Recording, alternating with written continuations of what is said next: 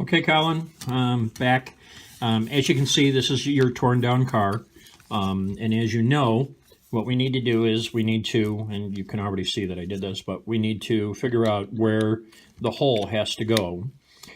What I did here was, and this is a trick I've used in the past, is I actually put a small piece of clay on here.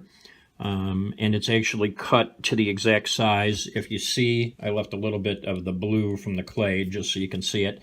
And then I refit the chassis to the body. I close the hood the way it's supposed to be. And then miraculously enough, when I open it, the clay is always stuck to the body. So that's a good thing. So now I know where this is at and where it's supposed to go. My only concern is, as I turn this around, and I am going to, again, remove this because I want you to, well, I guess you can see it right here. I don't need to do that. All right. So what we have here is, that's the basic outline. What I would do is I would drill out the center of this in here, and then I would continue to hone it out until I had the proper oval shape that matches this. My only thing is that if you see this, I mean, you don't have to be, perfect to understand that it's not centered. And when you look at this, it's actually not centered either. So this lines up perfect with this. I believe on your car, based on the pictures, this oval hole is absolutely centered in the middle of the hood. You need to decide if you want me to actually put the holes in there, or if you'd rather go with a decal in the center of the hood. I haven't printed all the pictures off yet, but I have viewed them on on the computer. And this is kind of an interesting thing because, needless to say, when the car is done, that hole's going to be off-center by just a hair. And if that works, then that's fine. Also, you have, and I believe there are a shock absorber adjustment. I'm not a huge road race car guy, so I don't know, but I believe there's a hole on each side over here. I don't have anything to put through there.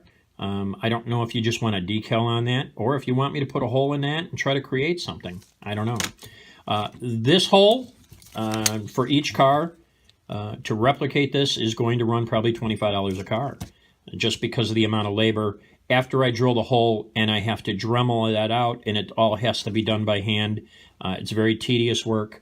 And the Dremel, the grinding bit on the Dremel is very fine, so I have to just keep going around and around and around until I get it exactly the way I want it. And that has to be done before I paint the car. So you're going to have to decide how you want to approach that also.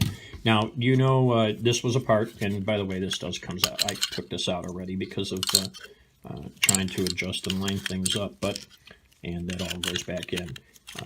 If you had mentioned something about the shifter, as we see, there's the shifter, and once you get me interior pictures, I can go ahead and make hopefully a rather simple modification to the shifter to make it look more accurate. I don't know if any of this interior needs to be repainted or colored. If it's minor things, I will take care of that. There is no charge on that. I told you I would do that. But major things, I can't give away that much labor, that much time. And this is the case with the hood. The hood is a little more involved. Again, decal, which will look okay. I would need a perfect picture of the one as it sits on the hood of your car, as it is on your car, so that I can replicate that and put a decal there. Or I could make it more actual by putting the hole in there, and then you would actually see this right through the hood, as you should, but it's a little more involved, a little more cost involved. So that's the situation with that. So these are the first two things as far as additional work that I'm going to need to do that you need to decide if you want done or not. And then I'm going to email you on the other things. As it stands right now, changing names, a little different decal here or there, I have no issue with that. I have no issue with the banners across the windshield. There's no additional cost involved with any of that. That's all fine. So at this point, I'm going to say goodbye, and hopefully this helps you understand a little bit about what I have to do and what I have to go through to replicate this as accurately as I possibly can. And for that, I'll say goodbye.